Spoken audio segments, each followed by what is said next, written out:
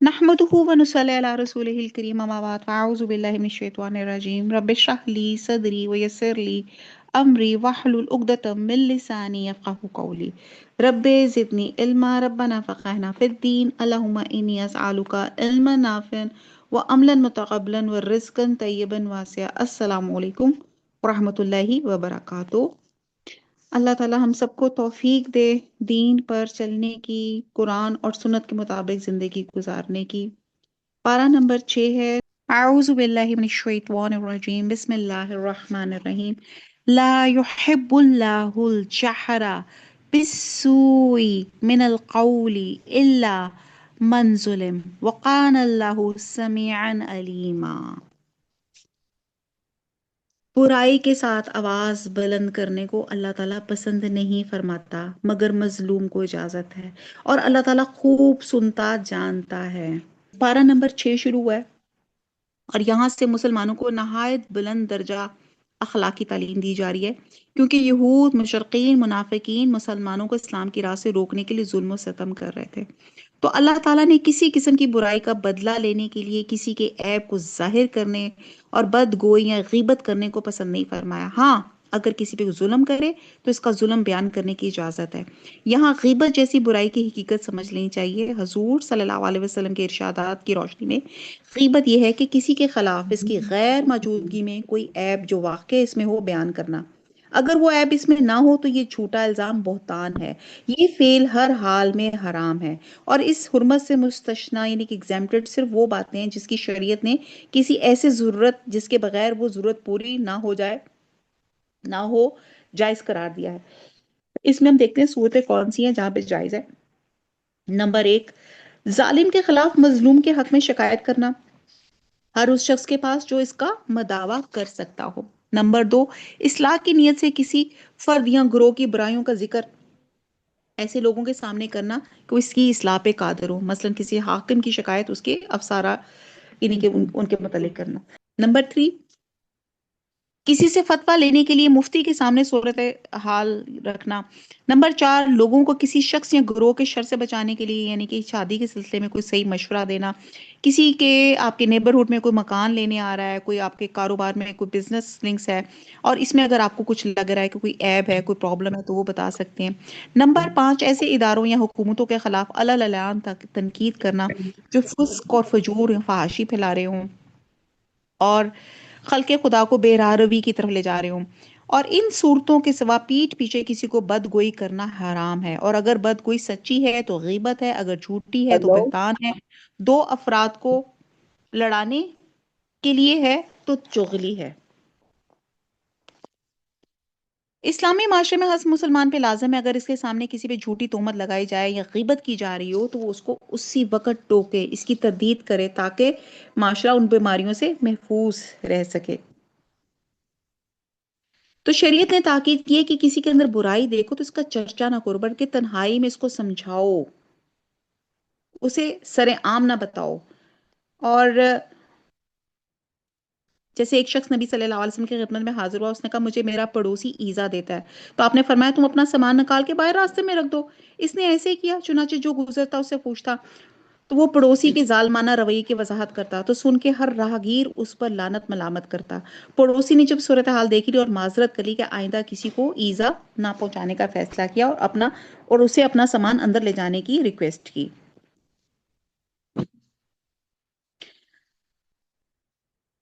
अगर तुम किसी नेकी को एलानिया करो या पोशीदा या किसी बुराई से दरगुजर करो, पर यकीनन अल्लाह ताला पूरी माफी देने वाला और पूरी कुदरत वाला है। कोई शख्स किसी के साथ जुल्म या बुराई का इर्तकाब करे तो शरीयत ने इस हद तक बदला लेने की इजाजत दी है जिस हद तक उस पर वो जुल्म हुआ। एक हदीस का मफहूम है कि आपस में गाली गलौज करने वाले दो शख्स जो कुछ कहें इसका गुनाह पहल करने वाले पे है, बशर्ते कि मजलूम जिसे गाली दी गई है उसने जवाब में गाली दी ज्यादती ना करे, लेकिन बदला लेने की इजाजत के साथ साथ माफी और दरगुजर को पसंद फरमाया गया है। सूरह शोरा में है, बुराई का बदला उसी की मसल बुराई है, मगर जो दरगुजर करे इस्लाह करे तो इसका अजर अल्लाह के जिम्मे है। हदीस में भी है, मुआफ करने से अल्लाह ताला इज्जत में इजाफा फरमाते हैं। तो आज मैं और आप रमजान में दाखिल होना है हम लोगों ने, انشاءاللہ تعالی ہم ایک دوسرے کو، اپنے گھر والوں کو، ایک دوسرے کو، اپنے رشتہ داروں کو دل سے معاف کرتے ہیں تاکہ ایک صاف دل کے ساتھ رمضان میں ہم قدم رکھیں۔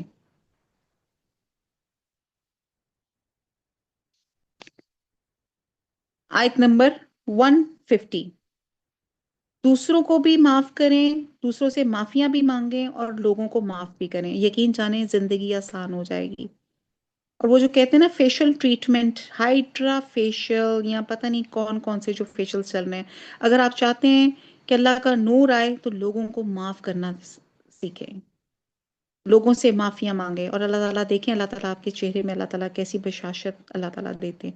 آیت نمبر 50، جو لوگ اللہ کے ساتھ اور اس کے پیغمبروں کے ساتھ کفر کرتے ہیں، اور جو لوگ یہ چاہتے ہیں کہ اللہ اور اس کے رسولوں کے درمیان میں فرق رکھیں، اور جو لوگ کہتے ہیں کہ بعد نبیوں پر تو ہمارا ایمان ہے اور بعد پر نہیں، اور چاہتے ہیں کہ اس کے بین بین کوئی راہ نکال لیں۔ نیکی کو ظاہر کرنا یا چھپانا یہ آدمی کے اختیار میں ہے، کیوں؟ چونکہ اظہار سے دوسروں کو ترغیب اور چھپانے سے اپنے اندر ریاکاری پیدا نہ ہوگی۔ برائی کو معاف کرنا ایک بہترین عمل ہے۔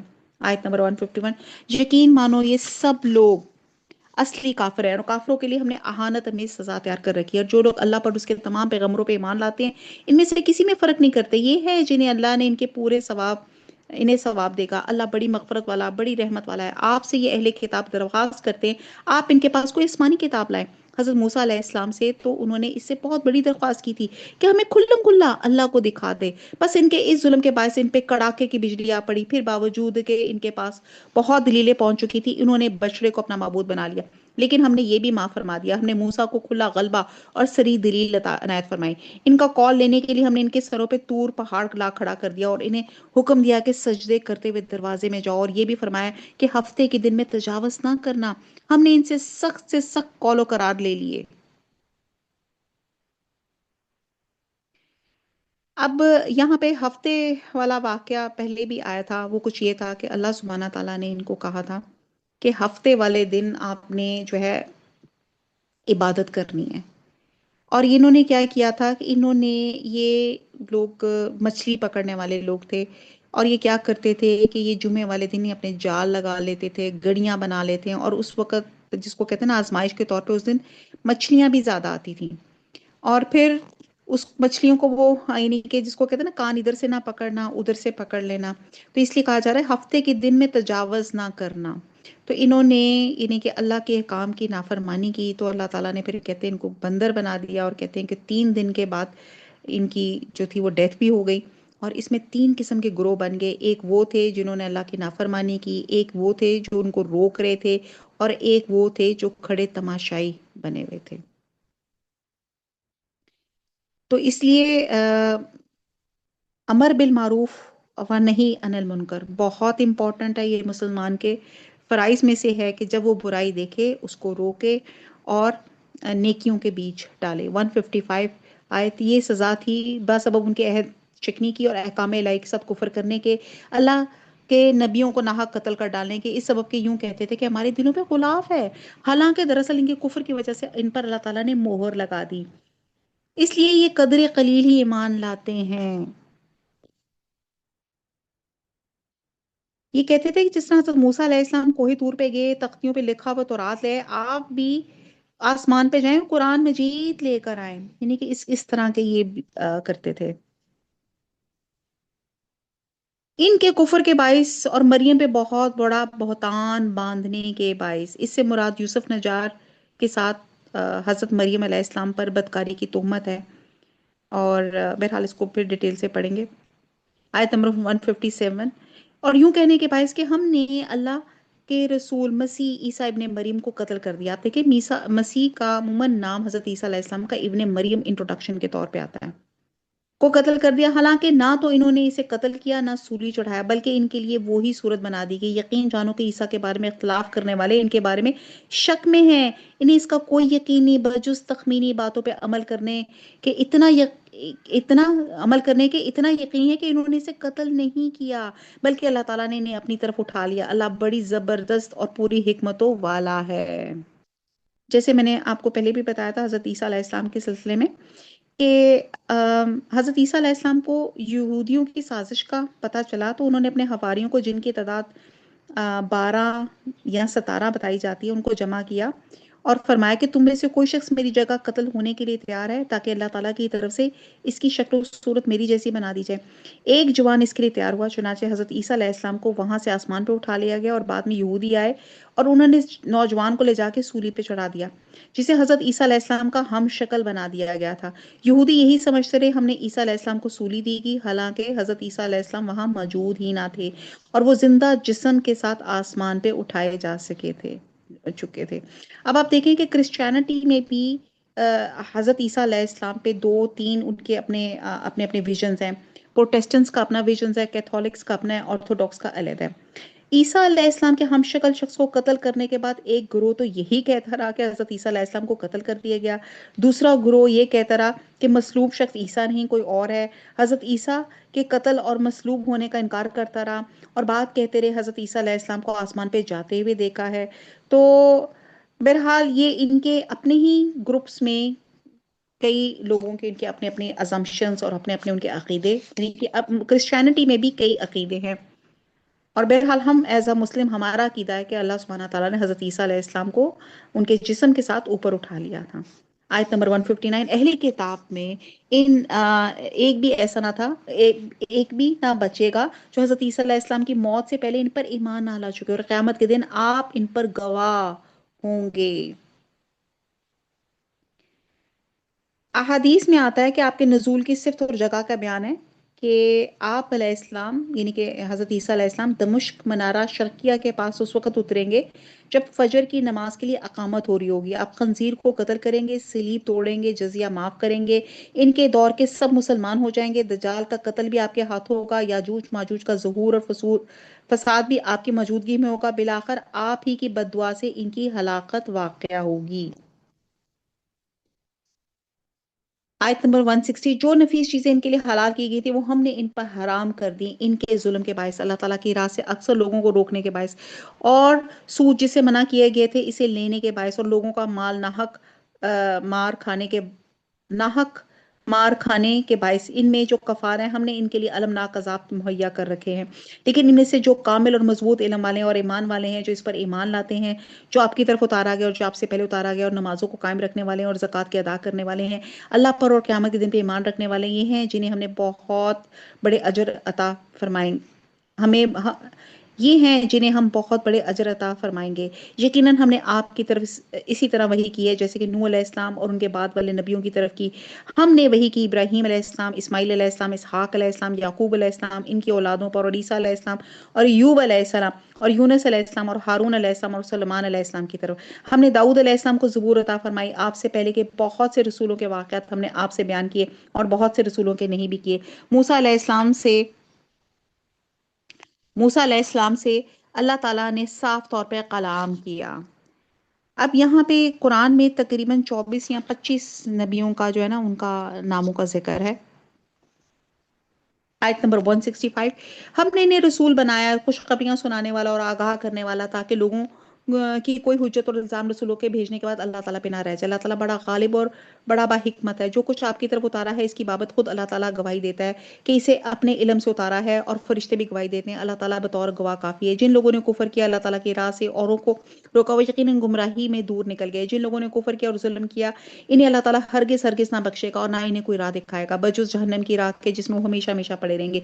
ये अल्लाह ताला पे बिल्कुल आसान है। ए लोगों, तुम्हारे पास तुम्हारे रब की तरफ से हक लेके रसूल आ गया, बस तुम ईमान लाओ ताकि तुम्हारे लिए बेहतरी, और अगर तुम काफिर हो गए तो अल्लाह ही की है हर वो चीज जो आसमान और जमीन में है। अल्लाह दाना है और हिकमत वाला है। ए अहले किताब, अपने दीन के बारे में हद से ना गुजर जाओ। अल्लाह पर बजुज हक के कुछ और ना कहो। मसीह ईसा इब्ने मरियम अलैहिस्सलाम तो सिर्फ अल्लाह ताला के रसूल और उसके हुक्म है जिसे मरियम अलैहिस्सलाम की तरफ डाल दिया था, और इसके पास और उसके पास की रूह है। इसलिए तुम अल्लाह को और उसके सब रसूलों को मानो, और ना कहो कि अल्लाह तीन है, इसे बाज आ जाओ, तुम्हारे लिए बेहतरी है। अल्लाह इबादत के लायक तो सिर्फ एक ही है, वो इसे पाक है कि इसकी औलाद हो। इसके लिए है जो कुछ आसमानों में है और जो कुछ जमीन में है, और अल्लाह काफी है काम बनाने वाला। अब यहाँ पे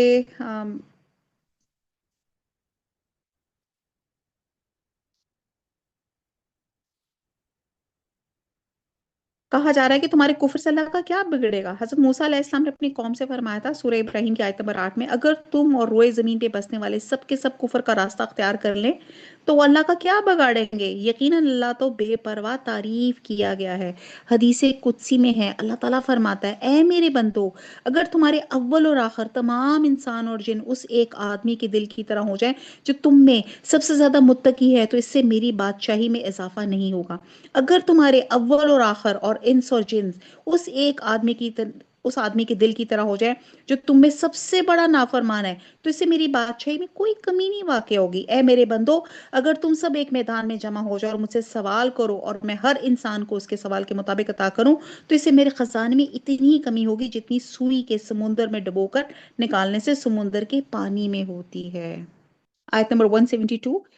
مسیح علیہ السلام کو اللہ کا بندہ ہونے میں کوئی ننگ و آر یا تکبر و انکار ہرگز ہو ہی نہیں سکتا، اور نہ مقرب فرشتوں کو. اس کی بندگی سے جو بھی دل چرائے، تکبر و انکار کر، اللہ تعالیٰ ان سب کو اکٹھا اپنی طرف جمع کرے گا. پس جو لوگ ایمان لائے، شائستہ اعمال کی، ان کا پورا پورا ثواب عنایت فرمائے گا اور اپنے فضل سے انہیں اور زیادہ دے گا. اور جن لوگوں نے ننگ و آر اور سرکشی کی اور انکار کیا، انہیں تنگ و آر اور سرکشی کی اور انکار کے انہیں المناک عذاب دے گا، اور وہ اپنے لیے سوائے اللہ تعالیٰ کے کوئی حمایتی دوست اور امداد کرنے والا نہ پائیں گے. اے لوگوں، تمہارے پاس تمہارے رب کی طرف سے سند اور دلیل آ پہنچی، ہم نے تمہاری جانب واضح اور صاف نور اتار دیا.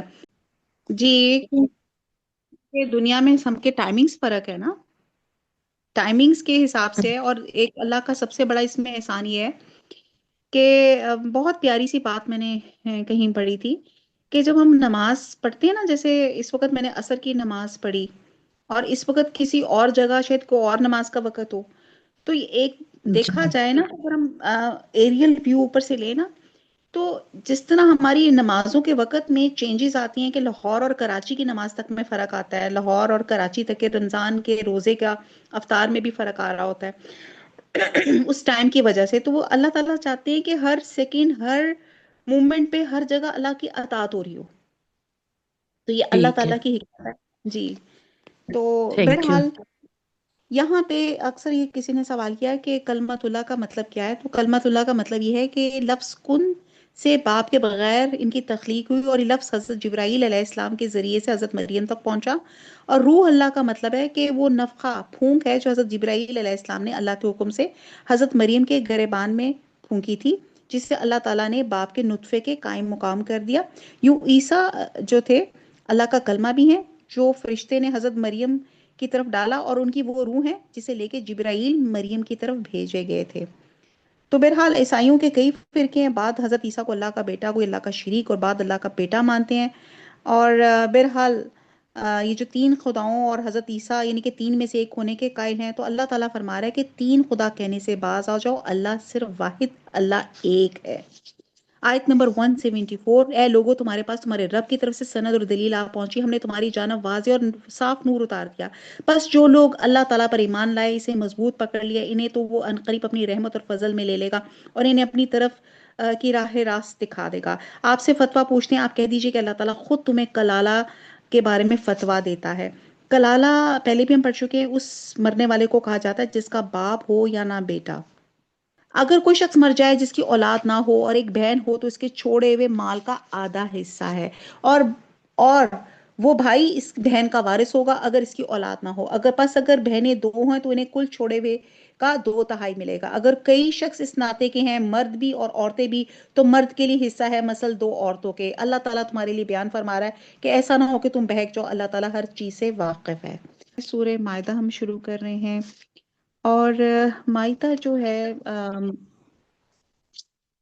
مائدہ عربی میں کھانے کے سجے ہوئے خوان کو کہتے ہیں، اور اس کا تذکرہ اس سورت میں موجود ہے، اس لیے اس کا نام سورہ مائدہ ہے. اس سورت سے قرآن کی دوسری منزل شروع ہوتی ہے، پہلی منزل سورہ نساء پہ ختم ہو گئی. یہ سورت مدینہ طیبہ میں وقفے وقفے سے نازل ہوئی، اور یہ آخری سورت ہے. اس کے بعد کوئی اور سورت نازل نہیں ہوئی، کیونکہ حجۃ الوداع کے موقع پہ جو آخری آیت دین کی تکمیل کے بارے میں اتری، وہ اسی میں ہے. اور یہ بڑی جامع سورت ہے، اور اس صورت کا خاص پیغام ہے کہ جس دین کی تکمیل ہوئی اور جو نعمت امت مسلمہ کو دی گئی، اس کے احکام اور قوانین کو پابندی اور استقلال سے پورا کرو. ان احکام قوانین کو اس مطلب عدل کا آپ نفاذ بھی کریں. اور اب اس امت کے لیے وہ سب خاص احکام بیان کر دیے تاکہ وہ اچھی طرح ہوشیار رہیں اور ٹھوکریں نہ کھائیں اور قیامت تک تمام دنیا میں اس کے نفاذ کے لیے کوشش کریں۔ بہرحال شروع کرتے ہیں۔ بسم اللہ الرحمن الرحیم، یا ایہا الذین آمنوا اوفو بالعقود، اے ایمان والو عہد و پیمان پورے کرو۔ تمہارے لیے مویشی چوپائے حلال کیے گئے بجز ان کے جن کے نام پڑھ کر سنا دیے جائیں گے، مگر حالت احرام میں شکار کو حلال جاننے والے نہ بننا، یقیناً اللہ جو چاہے حکم کرتا ہے۔ عقود عقد کی جمع ہے جس کے معنی گرہ لگانے کے ہیں، اور اس کا استعمال کسی چیز میں گرہ لگانے کے لیے بھی ہوتا ہے اور پختہ عہد و ایمان کرنے کے لیے بھی۔ تو یہاں اس سے مراد عقود سے احکام الہی ہیں جن کا اللہ سبحانہ تعالیٰ نے انسانوں کو مکلف ٹھہرایا، اور عہد و پیمان اور معاملات ہیں جو انسان آپس میں کرتے ہیں، تو دونوں کا پورا کرنا بہت ضروری ہے۔ تو یہاں پہ جو بہیماتی کہا جا رہا ہے چوپائے چار ٹانگوں والے جانور، اور کیونکہ بعض اسکالرس کہتے ہیں کہ ان کی گفتگو اور عقل و فہم میں چونکہ ابہام ہوتا ہے، اس لیے ان کو بہیما کہا جاتا ہے، اور انعام میں اونٹ، گائیں، بکری اور بھیڑ آ جاتی ہے۔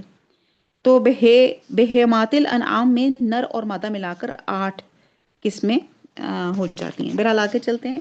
تو یہاں پہ بتایا گیا کہ حالت احرام میں آپ کا جو ہے شکار جو ہے ممنوع ہے۔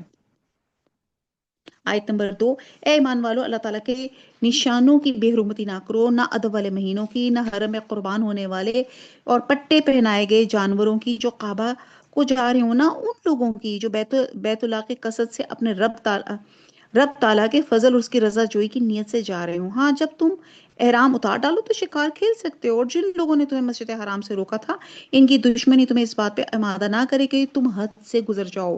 نیکی اور پرہیزگاری میں ایک دوسرے کی امداد کرتے رہو، اور گناہ اور ظلم و زیادتی میں مدد نہ کرو، اور اللہ تعالیٰ سے ڈرتے رہو، بے شک اللہ تعالیٰ سخت سزا دینے والا ہے۔ بہت خوبصورت بات آ رہی ہے، وَلَا تَعَاوَنُوا عَلَى الْإِثْمِ وَالْعُدْوَانِ وَاتَّقُوا اللَّهَ، اور اللہ سے ڈرو، اور وَتَعَاوَنُوا عَلَى الْبِرِّ وَالتَّقْوَى۔ تو یہاں پہ بڑی خوبصورت اللہ تعالیٰ نے بتا دیا کہ نیکی اور پرہیزگاری میں ایک دوسرے کی مدد کرو، لیکن گناہ کے کاموں میں مدد نہ کرو۔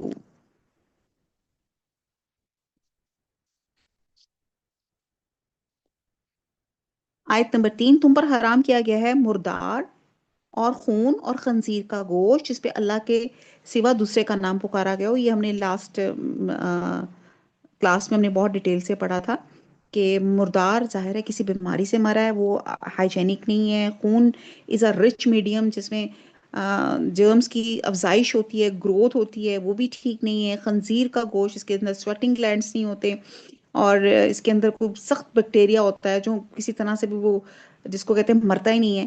اور چوتھا یہاں پہ کہ اللہ کے سوا، یعنی کہ ایسا جانور جس پہ اللہ کے سوا دوسرے کا نام پکارا ہو۔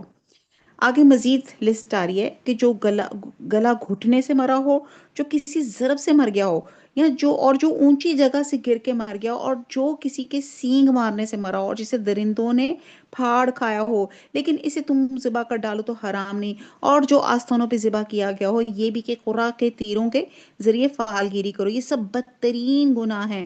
آج کفار تمہارے دین سے نا امید ہو کے خبردار تم ان سے نہ ڈرنا، مجھ سے ڈرتے رہنا۔ فلا تخشوہم وخشون، آگے آ جاتا ہے الیوم اکملت لکم دینکم واتممت علیکم نعمتی ورضیت لکم الاسلام دینا۔ آج میں نے تمہارے لیے دین کو کامل کر دیا اور تم پر انعام بھرپور کر دیا، اور تمہارے لیے اسلام کے دین ہونے پر رضامند ہو گیا۔ بس جو شخص شدت کی بھوت میں بے قرار ہو جائے، بے شرط کہ کسی گناہ کی طرف اس کا میلان نہ ہو، یقیناً اللہ تعالیٰ معاف کرنے والا اور بڑا مہربان ہے۔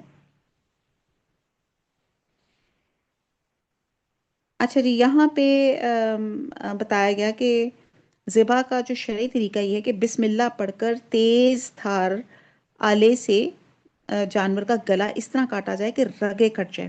اور ذبح کے علاوہ نہر بھی مشروع ہے جس کا طریقہ یہ ہے کہ کھڑے جانور کے لیے اس کے لبے پر اس کے چھری ماری جائے، جس کو اونٹ کو نہر کیا جاتا ہے، جس سے نرخرا اور خون کی خاص رگیں کٹ جاتی ہیں اور سارا خون بہہ جاتا ہے۔ اب یہاں پہ جو چیزوں کا منع یہاں پہ کیا گیا کہ اللہ تعالیٰ کہتے ہیں یہاں پہ وہ جو وہ آیت آ گئی جو حجۃ الوداع پہ اتری تھی کہ میں نے تمہارے لیے دین جو ہے اسلام پسند کر لیا، اور پھر آگے بتایا گیا کہ جو چیزیں حرام کی گئی ہیں لیکن آپ کسی ایسی سچویشن میں پھنس جاتے ہیں کہ جیسے آپ ملبے کے اندر دب گئے ہیں یا زلزلے میں یا کسی جگہ پھنسے ہوئے ہیں اور آپ کے پاس کچھ کھانے کے لیے نہیں ہے، تو یہاں پہ صرف اتنی اجازت ہے جس سے آپ کی سروائیول ہو سکے، جس سے آپ کی جان بچ سکے۔ تو اللہ تعالیٰ کہتے ہیں اتنا آپ صرف اتنا کھا لیں تو اللہ تعالیٰ معاف کرنے والا مہربان ہے۔ آیت نمبر 4 آپ سے دریافت کرتے ہیں کہ ان کے لیے کیا کچھ حلال، آپ کہہ دیجئے تمام پاک چیزیں تمہارے لیے حلال کی گئی ہیں، اور جن شکار کھیلنے والے جانوروں کو تم سدھا رکھا ہی نہیں، جنہیں تم تھوڑا بہت وہ سکھاتے ہو جس کی تعلیم اللہ تعالیٰ نے تمہیں دے رکھی ہے، بس جس شکار کو وہ تمہارے لیے پکڑ کر روک رکھیں تو تم اس سے کھا لو، اس پہ اللہ تعالیٰ کا نام ذکر کر لیا کرو، اللہ تعالیٰ سے ڈرتے رہو، یقیناً اللہ تعالیٰ جلد حساب لینے والا ہے۔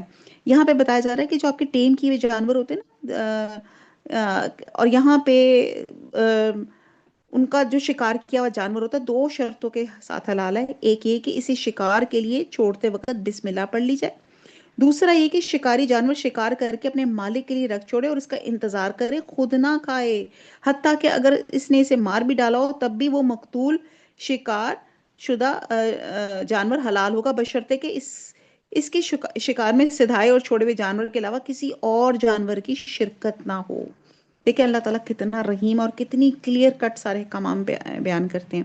آیت نمبر 5 کل پاکیزہ چیزیں آج تمہارے لیے حلال کی گئی ہیں، اور اہل کتاب کا ذبی تمہارے لیے حلال ہے اور تمہارا ذبی ان کے لیے حلال ہے، اور پاک دامن مسلمان عورتیں جو لوگ تم سے پہلے کتاب دیے گئے اور ان کی پاک دامن عورتیں بھی حلال ہیں جبکہ تم ان کے مہر ادا کر دو، اس طرح کہ تم ان سے باقاعدہ نکاح کرو، یہ نہیں کہ پھر بات دوبارہ آ رہا ہے واللہ متخذی اقدان، یہاں کہ تم خفیہ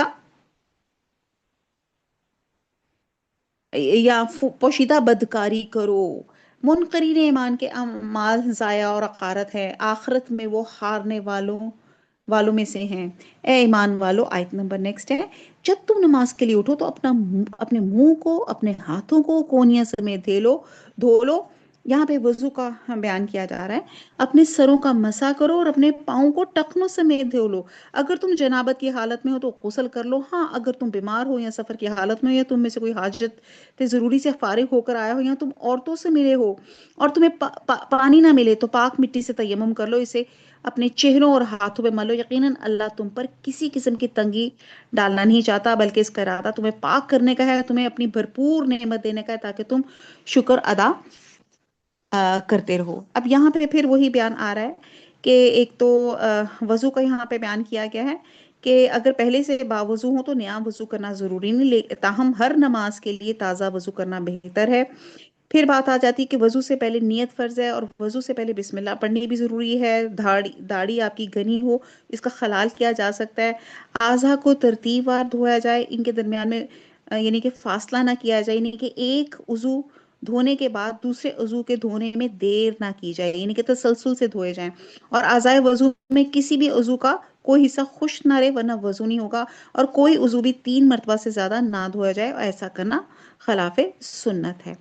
اور یہاں پہ جو تیمم کی بات کی جا رہی ہے جو ہم نے لیکچر میں بھی بہت ڈیٹیل میں پڑھا تھا، اور سورہ نساء کی آیت نمبر 43 میں ہم نے ڈسکس کیا تھا، تو صحیح بخاری میں اس کا شان نزول کے بارے میں آتا ہے کہ ایک سفر میں بیدا کے مقام پہ حضرت عائشہ رضی اللہ تعالیٰ عنہ کا ہار گم گیا، جس کی وجہ سے وہاں رکنا یا رکے رہنا پڑا، اور صبح کی نماز کے لیے لوگوں کے پاس پانی نہ تھا، تلاش ہوئی تو پانی دستیاب بھی نہیں ہوا، اس موقع پہ آیت نازل ہوئی جس میں تیمم کی اجازت دی گئی، اور حضرت اسید بن حضیر نے آیت سن کے کہا تھا اے آل ابی بکر، تمہاری وجہ سے اللہ نے لوگوں کے لیے برکتیں نازل فرمائی، اور یہ تمہاری کوئی پہلی برکت نہیں ہے، تم لوگوں کے لیے سراپا برکت ہو۔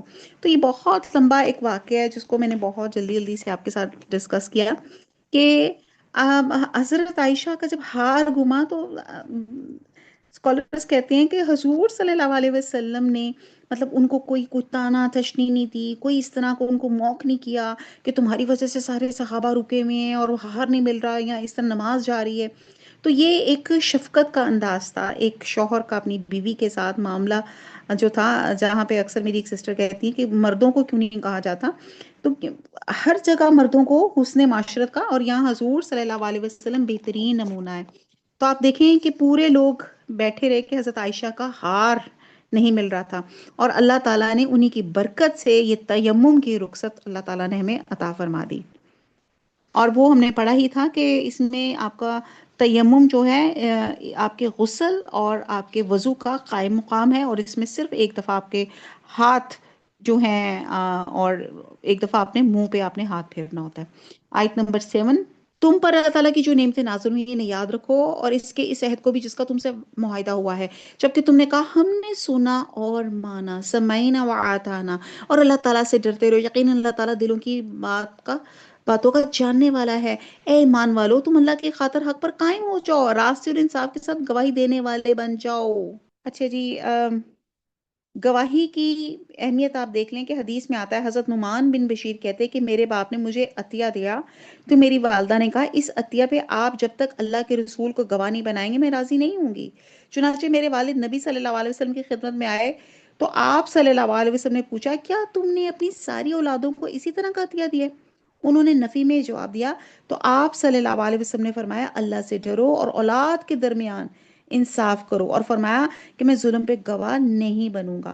کتنی خوبصورت بات ہے، آپ ہمارے 3 4 5 جتنے بھی آپ کی اولاد ہوتی ہے، بچے ہوتے ہیں، تو یہاں پہ بھی ایک کہا جا رہا ہے کہ بچوں میں بھی آپ انصاف کریں، یعنی کہ اگر آپ سب کو دے سکتے ہیں کوئی تحفہ تو سب کو دیں، کسی اسپیسیفک کسی ایک کو نہ دیں۔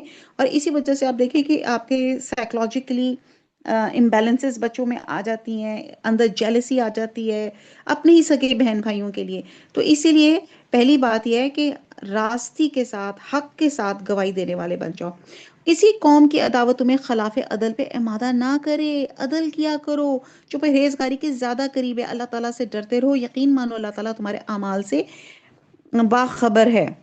اور اس کے بھی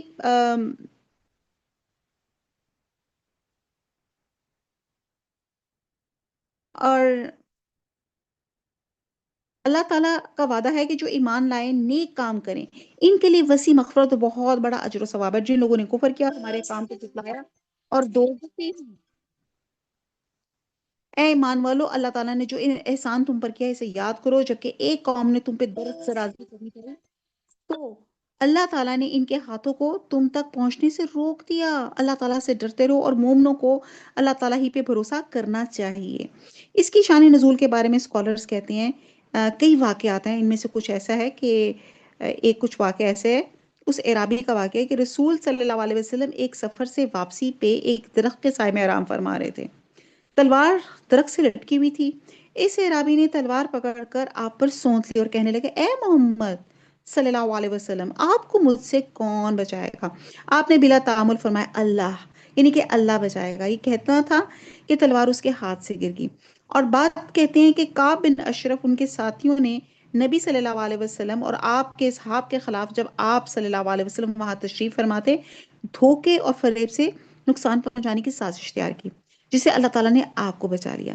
اور کچھ سیٹ آف سکولرز یہ بھی کہتے ہیں کہ ایک مسلمان کے ہاتھوں غلط فہمی سے جو دو آمری شخص قتل ہو گئے تھے، ان کی دیت کی ادائیگی میں یہودیوں کے قبیلے بنو نذیر سے حزب معاہدہ جو تعاون لینا تھا، اس کے لیے نبی صلی اللہ علیہ وسلم اپنے رفقا سمیت وہاں تشریف لے گئے اور ایک دیوار سے ٹیک لگا کر بیٹھے تھے۔ انہوں نے یہ سازش تیار کی کہ اوپر سے چکی کا پتھر آپ پر گرا دیا جائے، جس پہ اللہ سبحانہ تعالیٰ نے آپ کو بذریعہ وہی انفارم کر دیا۔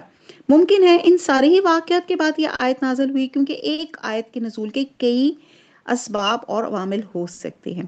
آیت نمبر 12، اور اللہ تعالیٰ نے بنی اسرائیل سے عہد و پیمان لیا۔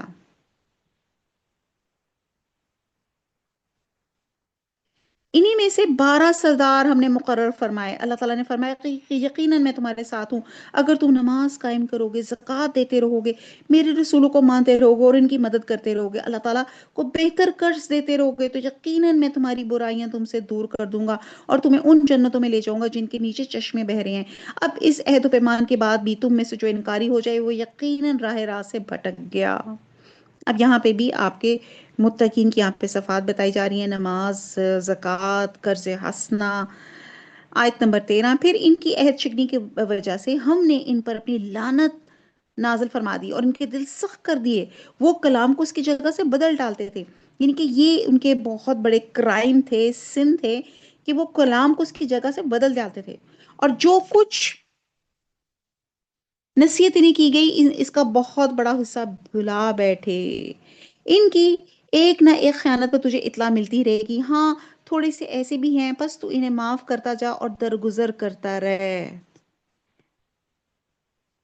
बेशक अल्लाह ताला एहसान करने वालों को दोस्त रखता है। और जो अपने आप को नसरानी कहते हैं, हमने इनसे भी ऐतो पैमान लिया, उन्होंने भी इसका बड़ा हिस्सा फरामोश कर दिया जो उन्हें नसीहत की गई।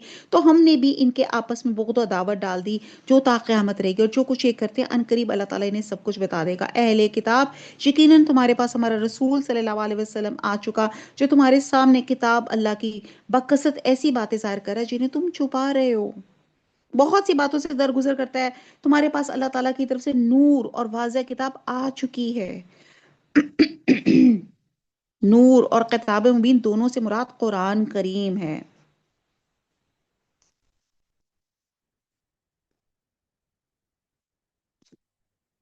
आयत नंबर 16, जिसके जरिए से अल्लाह ताला इन्हें जो रजाए रब के तरफे हों सलामत की राहें बतलाता है और अपनी तौफीक से अंधेरों से निकाल के नूर की तरफ लाता है और राह रास्त की तरफ इनकी राहबरी करता है।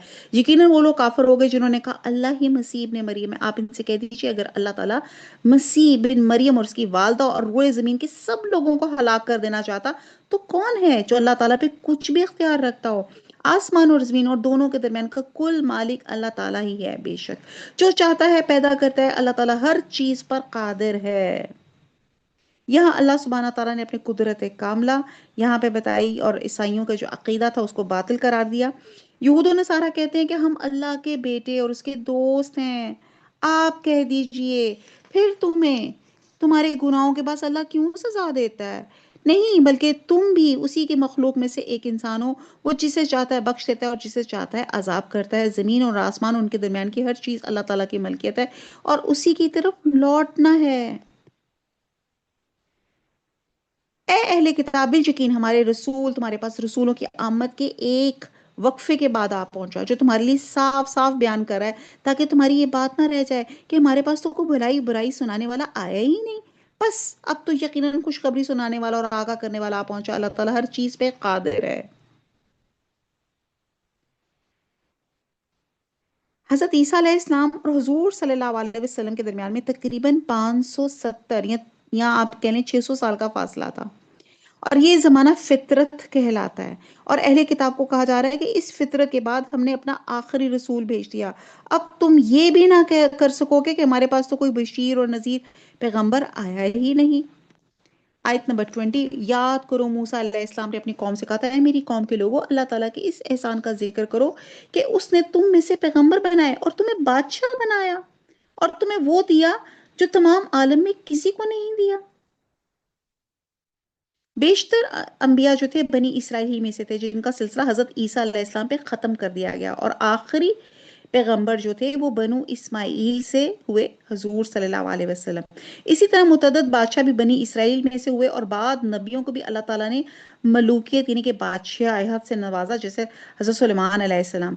तो इसका मतलब ये हुआ कि नबूवत की तरह मलूकियत यानी कि बादशाहत भी अल्लाह का इनाम है। और अगर मलूकियत बुरी चीज होती तो अल्लाह ताला किसी नबी को बादशाह बनाता ना, इसका जिक्र इनाम के तौर पे फरमाता।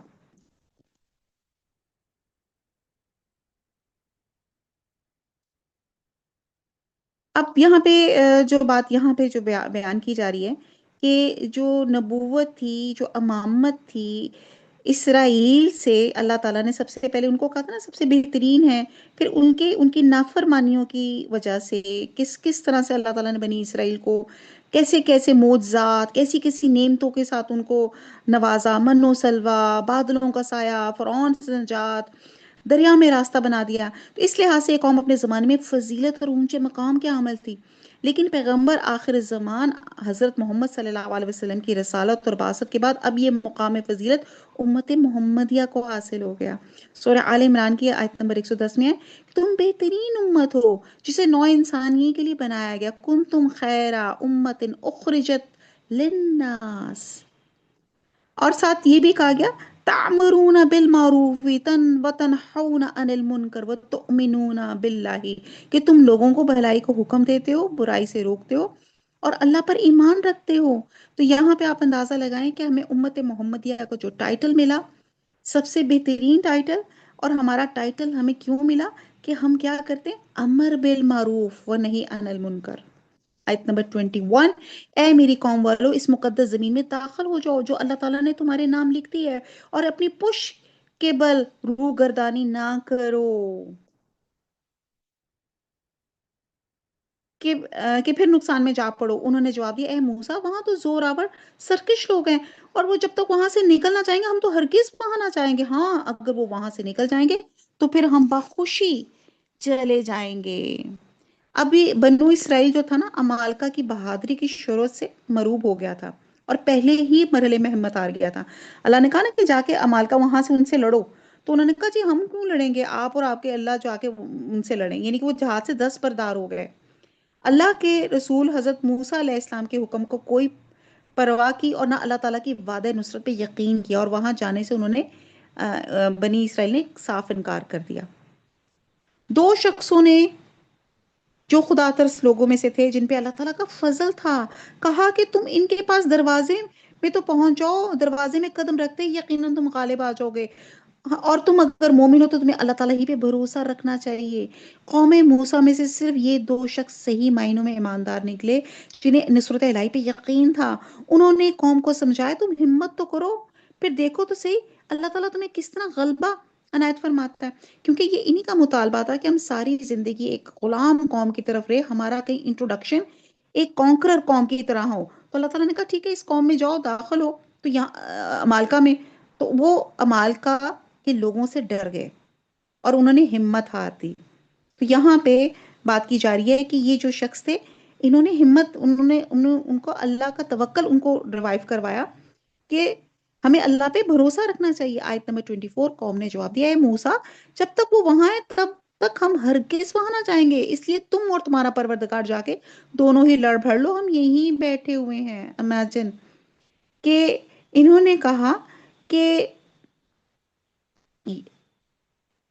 اور بنی اسرائیل نے بدترین بزدلی دکھائی کہ تو اور تیرا رب جا کے لڑے۔ اس کے برعکس جب جنگ بدر کے موقع پہ رسول صلی اللہ علیہ وسلم نے صحابہ کرام سے مشورہ کیا تو انہوں نے قلت تعداد اور وسائل کے باوجود جہاد میں حصہ لینے کے لیے بھرپور عزم کا اظہار کیا، اور یہ بھی کہا تھا یا رسول اللہ ہم آپ کو اس طرح نہیں کہیں گے جس طرح قوم موسیٰ نے موسیٰ کو کہا تھا۔ اور آپ دیکھتے ہیں کہ غزوہ بدر میں مسلمانوں کو 313 صحابہ ہزار کفار پہ کس طرح اللہ تعالیٰ کی مدد سے غالب آ گئے تھے۔ تو بات ہے اللہ پہ توکل کرنے کی۔ تو یہاں پہ ایک نصیحت ملتی ہے کہ ہمیں کبھی بھی اللہ کی رحمت سے مایوس نہیں ہونا چاہیے۔ مایوس ہونا شیطان کا ایک تیر ہے، ایک وسوسہ ہے جو ہمارے آ کے ہمارے جو ہے نا ہمارے ایمان کو ڈگمگا جاتا ہے۔ تو یہاں پہ اللہ پہ توکل رکھنا چاہیے ہر حال میں۔ آیت نمبر 25، موسیٰ علیہ السلام کہنے لگے الہی مجھے تو بجز اپنے اور میرے بھائی کے کسی اور پہ کوئی اختیار نہیں، بس تو ہم میں اور ان نافرمانوں میں جدائی کر دے، یعنی کہ اس میں نافرمان قوم کے مقابلے میں اپنی بے بسی کا اظہار اور برات کا اعلان کر دیا۔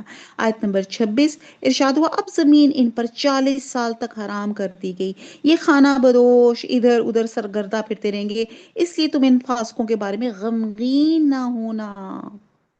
اب کہتے ہیں کہ یہ میدان طیہ کا علاقہ تھا جس میں یہ 40 سال یہ قوم اپنی نافرمانی اور جہاد سے اراض کی وجہ سے سرگردہ رہی، اور اس میدان میں اس کے باوجود اللہ تعالیٰ نے من و سلوہ اتارا، جس سے اکتا کے انہوں نے اپنے پیغمبر سے کہا کہ روز روز ایک کھانے سے ہمارا جی بھر گیا، اپنے رب سے دعا کریں کہ وہ مختلف قسم کی سبزیاں اور دالیں ہمارے لیے پیدا کریں۔ اور یہی ان پہ بادلوں کا سایہ ہوا، اور پتھر پہ حضرت موسیٰ علیہ السلام کی لاٹھی مارنے سے 12 قبیلوں کے لیے 12 چشمے جاری ہو گئے، اور اسی طرح کی دیگر انعامات ہوتے رہے، اور 40 سال بعد پھر ایسے حالات پیدا ہو گئے کہ بیت المقدس کے اندر داخل ہوئے۔ اب یہ دیکھیں جیسے آرمی میں آپ کی ایکسرسائز کرائی جاتی ہے نا، ان کو اسٹرانگ اور اسٹرڈی کرنے کے لیے، تو ان کو صحرا نوردی کروائی گئی، تاکہ ان کے اندر وہ خصوصیت پیدا ہو جائے جو صحرا میں رہ کے بہادری کے جذبات پیدا ہوتے ہیں، ان یعنی کہ ان کے اندر کچھ کرنے کے قابل بن جائے۔ آپ جانتے ہیں کہ اللہ نے حضرت ابراہیم علیہ السلام کو اور حضرت اسماعیل علیہ السلام کو بھی صحرا میں لجا کے اس لیے رکھا گیا تاکہ ان کی جو نسل پروان چڑھے وہ ایک خاص ماحول میں پلے، اور ان سے دین کا کام لیا جائے، ان میں جرت ہو، بہادری ہو، ان کا اخلاق بلند ہو۔ اور یہ خصوصیات اہل عرب میں پائی جاتی تھی، جن کی وجہ سے اللہ تعالیٰ انہی میں پیغمبر بھیجا، اور انہوں نے پیغمبر کا ساتھ دیا، اور وہ پھر پوری دنیا پہ چھا گئے۔ بات یہ ہے کہ جب انسان بہت زیادہ دنیا کی محبت میں انوالو ہو جاتا ہے تو پھر اس کے اخلاق کمزور ہونا شروع ہو جاتے ہیں۔ اب حکم کیا کہ یہ لوگ 40 سال تک یہاں رہیں گے۔ آپ دیکھیں کہ 40 سال میں پوری ایک جنریشن وائپ آؤٹ ہو جاتی ہے۔ جو چھوٹے بچے تھے وہاں پروان چڑھے، اور انہوں نے بڑے ہو کر اپنا علاقہ واپس لیا۔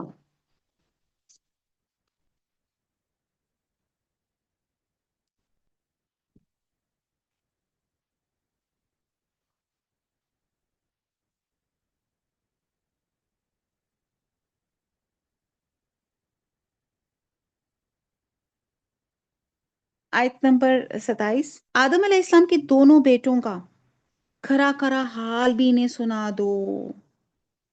ان دونوں نے ایک نذرانہ پیش کیا، ان میں سے ایک کی نظر تو قبول ہوگی اور دوسرے کی مقبول نہ ہوئی، تو وہ کہنے لگا میں تجھے مار ہی ڈالوں گا۔ اس نے کہا اللہ تعالیٰ تقوی والوں کا ہی عمل قبول کرتا ہے، گو تو میرے قتل کے لیے دست درازی کرے، لیکن میں تیرے قتل کی طرف ہرگز اپنا ہاتھ نہ بڑھاؤں گا۔ میں تو اللہ تعالیٰ پروردگار عالم سے خوف کھاتا ہوں، اور میں تو چاہتا ہوں کہ تو میرا گناہ اور اپنا گناہ اپنے سر پر رکھ لے اور دوزخیوں میں شامل ہو جا، اور ظالموں کا یہی بدلہ ہے۔ اب یہ حضرت آدم علیہ السلام اور ان کے دو بیٹوں کا واقعہ ہے، جن کا نام حابیل اور قابیل تھا۔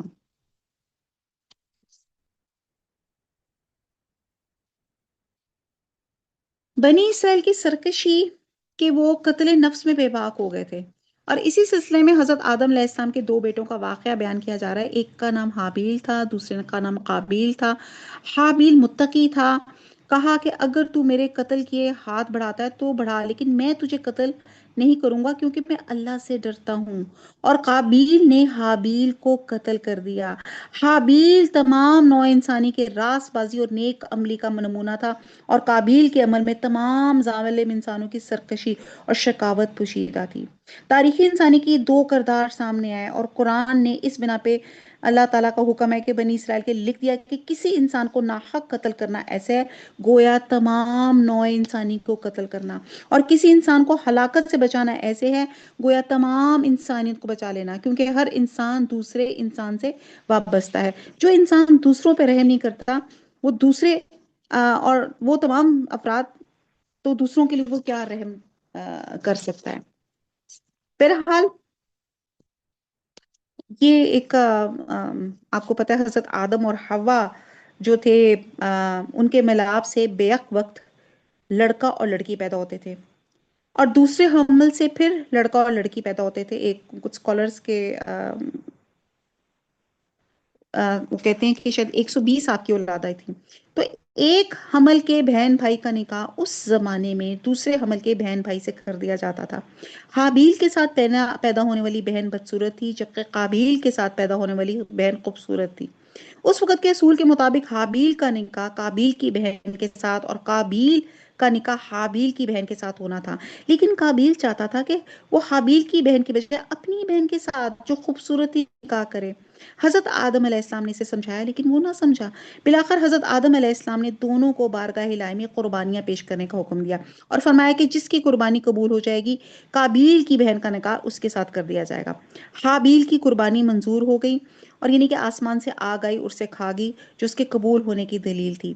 اور بعض اسکالرس کہتے ہیں کہ ویسے ہی دونوں بھائیوں نے اپنے اپنے طور پہ اللہ کی بارگاہ میں نظر پیش کی. حابیل نے ایک عمدہ دمبے کی قربانی، اور قابیل نے ایک سٹے کی، مطلب یعنی کہ یہاں سے بھی آپ کا نیت اور اخلاص اور قربانی کا پتہ چلتا ہے کہ ایک نے بہترین قربانی پیش کی، اور اللہ تعالیٰ، ایک تو وہ رائٹ بھی تھا تو اللہ تعالیٰ نے، اور اس کی نیت بھی خالص تھی، قربانی بھی اچھی تھی تو اللہ تعالیٰ نے اس کی قربانی قبول کر دی. لیکن قابیل حسد کا شکار ہو گیا. حدیث میں آتا ہے قاتل اور مقتول دونوں جہنم میں جائیں گے. صحابہ نے پوچھا قاتل کا جہنم میں جانا تو سمجھ آتا ہے، مقتول جہنم میں کیوں جائے گا؟ تو آپ نے فرمایا اس لیے کہ وہ بھی اپنے ساتھی کا ساتھی کو قتل کرنے کا حریص ہے. یہ اکثر میں آپ کو کہتی ہوں نا، ایک صدقہ جاریہ ہوتا ہے اور اس کے اپوزٹ ہوتا ہے گناہ جاریہ. تو یہ ایک گناہ کا رواج، یہ دنیا میں پہلا قتل تھا. اب اس کے بعد دنیا میں جتنے بھی قیامت تک قتل ہوں گے، اس کے گناہ کا ایک حصہ قابیل کو پہنچے گا، کیونکہ اس نے گناہ کا یہ جو رواج، قتل کا رواج تھا، یہ ڈالا تھا. آیت نمبر 30. بس اس کے نفس نے اپنے بھائی کے قتل پر آمادہ کر دیا، اس نے اسے قتل کر ڈالا، جس سے نقصان پانے والوں میں سے ہو گیا. پھر اللہ تعالیٰ نے کوے کو بھیجا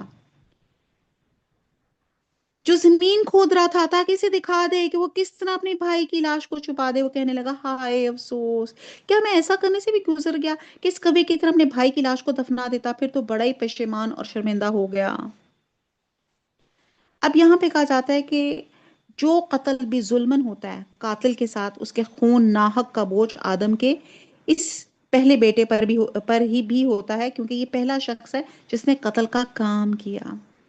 اور قابیل کو حابیل کے قتل کی ناحق سزا دنیا میں ہی فوری طور پہ مل گئی. اور حدیث میں آتا ہے نبی صلی اللہ علیہ وسلم نے فرمایا کہ ظلم و زیادتی اور قطع رحمی یہ دونوں گناہ اس بات کے زیادہ لائق ہیں کہ اللہ تعالیٰ ان کے مرتکبین کو دنیا میں جلد سزا دے، تاہم آخرت کی سزا اس کے علاوہ ہے اور اس کے لیے ذخیرہ ہوگی جو انہیں وہاں بھگتنی پڑے گی. اور قابیل میں یہ دونوں گناہ جمع ہو گئے. اب بات کیا بتائی جا رہی ہے کہ اب جب وہ دنیا کا پہلا قتل ہوا اور اس سے پہلے جب وہ ہوئی تو ان کو سمجھ نہ آیا کہ اس کے بعد کریں کیا. پھر اللہ سبحانہ تعالیٰ نے ایک کواق بھیجا جس نے اپنے کسی ساتھ والے، اپنے جس کو کہتے ہیں کسی کوے کی لاش کو جب دفنایا، تب ان کو پتا چلا کہ اس طرح جو ہے، اس طرح دفن کرتے، یعنی کہ یہ جو دفن کرنا، یہ بھی اللہ تعالیٰ نے ان کو ایک کوے بھیج کے ایک طریقہ ان کو سکھایا. کہتے ہیں کہ جو خواہش کا پتلا بن جائے اور اپنے غرض کا دیوانہ ہو جائے تو وہ ہر طرح سے اپنی خواہش کو پورا کرنے کے در پہ ہو جاتا ہے. خوشامد کرتا ہے، رشوت سے کام لیتا ہے، ڈرانے دھمکانے سے کام لیتا ہے، حلال اور حرام کے پرواہ کیے بغیر ہر بات کرنے کا امادہ ہو جاتا ہے. اور قابیل نے بھی یہی طریقہ اختیار کیا. حابیل سیدھا انسان تھا، اس نے کہا اللہ نے میری نیاز قبول کر لی، میں کسی کا حق دبانا نہیں چاہتا، نہ کسی سے حسد کرتا ہوں، نہ کسی سے لڑائی کا ارادہ رکھتا ہوں. اور لیکن قابیل اپنی خواہش کا اندھا بن چکا تھا اور دنیا میں اپنا بھائی جیسا مددگار کھو بیٹھا. حضور صلی اللہ علیہ وسلم کا ارشاد ہے کہ دو گناہ ایسے ہیں جس کا بدلہ آخرت سے پہلے دنیا میں مل جاتا ہے. ایک تو کسی کا حق مارنا اور دوسرے رشتہ داروں کو ستانا، جس کو قطع رحمی کہتے ہیں. اللہ نے اس کے سامنے کوا بھیجا، وہ نیچے آ کے چونچ اور پنجوں سے زمین کو ریدنے لگا اور وہ اپنی چونچ میں ایک مردہ کوا لایا اور اس کو زمین کے اس گڑھے میں ڈال کر اوپر سے مٹی برابر کر دی. جب قابیل نے اس کوے کو سب کچھ کرتے دیکھا تو افسوس کیا کہ میں اس کوے سے بھی برا، کوے کے برابر بھی سمجھ بوجھ نہیں رکھتا. اس وقت اسے خیال ہوا کہ اس کوے کو اپنے ساتھی سے اتنی ہمدردی تھی کہ اسے اٹھا کر لایا اور زمین میں چھپا دیا، حالانکہ یہ کوا اپنی موت آپ مرا تھا اور میں نے اپنے حقیقی بھائی کو قصدن قتل کیا. چنانچہ وہ اپنے کیے پہ نادم پشیمان ہوا اور پچھتانے لگا. اس پر اللہ تعالیٰ نے بنی اسرائیل پہ حکم لکھ دیا کہ بلا وجہ عدالت کے فیصلے کے بغیر کسی بے گناہ کو قتل کرنا سارے انسانوں کو قتل کرنے کے برابر ہے، کیونکہ پھر ایک کی دیکھا دیکھی دوسرے لوگ بھی دوسرے کو قتل کرنے پہ تل جائیں گے.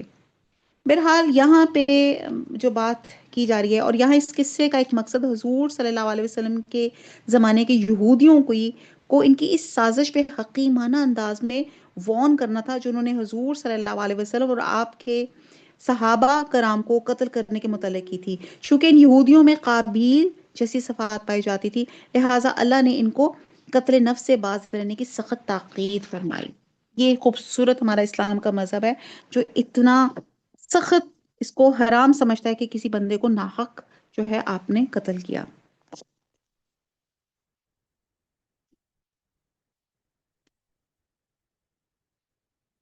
آیت نمبر 32، اس وجہ سے ہم نے بنی اسرائیل پہ لکھ دیا کہ جو شخص کسی کو بغیر اس کے کہ وہ کسی کا قاتل ہو یا زمین میں فساد مچانے والا ہو قتل کر ڈالے تو گویا اس نے تمام لوگوں کو قتل کر دیا، اور جو شخص کسی ایک کی جان بچا لے اس نے گویا تمام لوگوں کو زندہ کر دیا ہے۔ اور ان کے پاس ہمارے بہت سے رسول ظاہر دلیل لے کر آئے، لیکن پھر اس کے بعد بھی ان میں سے اکثر لوگ زمین میں ظلم و زیادتی اور زبردستی کرنے والے ہی رہے۔ ان کی سزا جو اللہ تعالیٰ سے ہے اور اس کے رسول ان کی سزا جو اللہ تعالیٰ سے اور اس کے رسول سے لڑے اور زمین میں فساد کرتے پھرے یہی ہے کہ وہ قتل کر دیے جائیں یا سولی چڑھا دیے جائیں یا مخالف جانب سے ان کے ہاتھ پاؤں کاٹ دیے جائیں یا انہیں جلا وطن کر دیا جائے۔ یہ تو ہوئی ان کی دنیاوی ذلت اور خواری، اور آخرت میں ان کے لیے بڑا بھاری عذاب ہے۔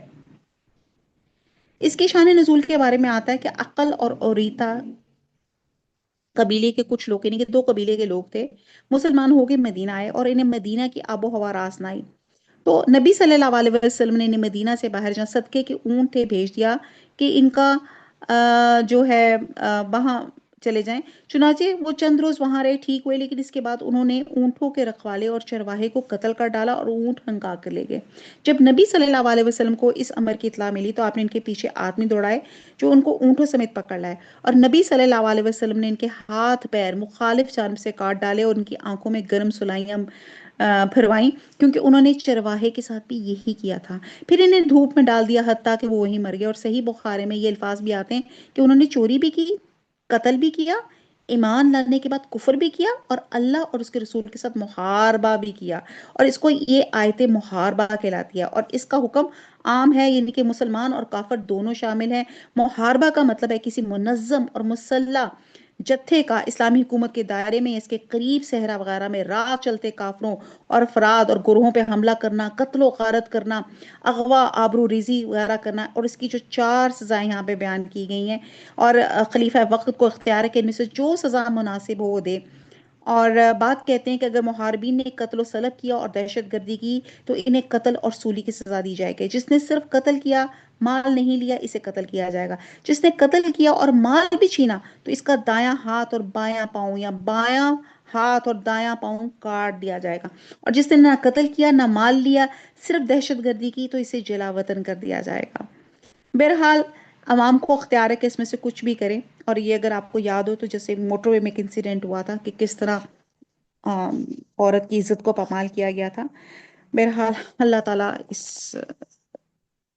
اس ڈاکہ زنی اور اس قتل و غارت سے اللہ تعالیٰ ہم سب کو بچائے، اور اللہ تعالیٰ ہمارے ملک میں، ہمارے امت مسلمہ میں اللہ تعالیٰ سکون اور امن، پیس ڈال دے، آمین ثم آمین۔ آیت نمبر 34، ہاں جو لوگ اس سے پہلے توبہ کر لیں تم ان پہ قابو پالو،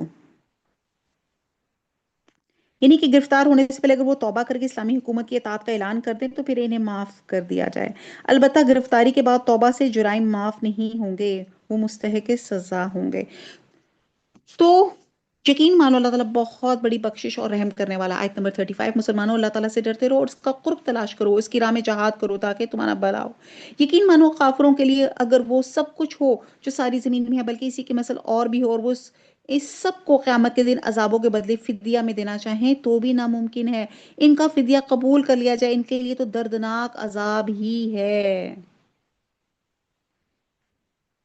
اب یہاں پہ بتایا جا رہا ہے کہ مسلمانوں اللہ تعالیٰ سے ڈرتے رہو، اس کا قرب اور وسیلہ طلب کرو، وَابْتَغُوا إِلَيْهِ الْوَسِيلَہ۔ وسیلہ کے معنی ہوتے ہیں ایسی چیز کے ہیں جو کسی مقصود کے حصول یا اس کے قرب کا ذریعہ ہو۔ اللہ کی طرف وسیلہ تلاش کرو کا مطلب ہے ایسے اعمال اختیار کرو جس سے تمہیں اللہ کی رضا اور اس کا قرب حاصل ہو جائے۔